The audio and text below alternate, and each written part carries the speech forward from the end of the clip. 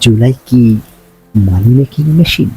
মন্তব্য বৈষম্য বিরোধী ছাত্র আন্দোলনের কেন্দ্রীয় সমন্বয়ক এবং পরবর্তীতে সংগঠনের মুখপাত্র উমামা ফাতেমার। তিনি পূর্বে বাংলাদেশ ছাত্র ফেডারেশন ঢাকা বিশ্ববিদ্যালয় শাখার সাধারণ সম্পাদক ছিলেন।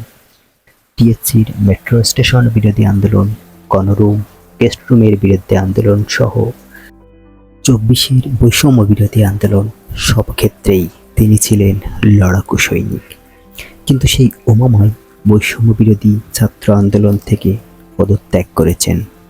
কিন্তু কেন তার এই সিদ্ধান্ত? চলুন জেনে নেওয়া যাক তারই কথা থেকে। আজ এক ফেসবুক লাইভে বৈষম্য বিরোধী ছাত্র আন্দোলনের সঙ্গে থাকাটা তার জীবনের একটি ট্র্যাজিক ঘটনা ছিল বলে মন্তব্য করেছেন উমামা ফাতেমা।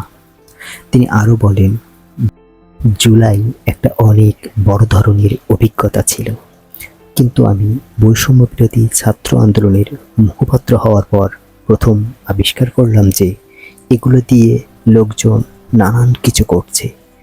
আমার কখনো মাথায় আসেনি যে এগুলো দিয়ে টাকা পয়সা ইনকাম করা যায়।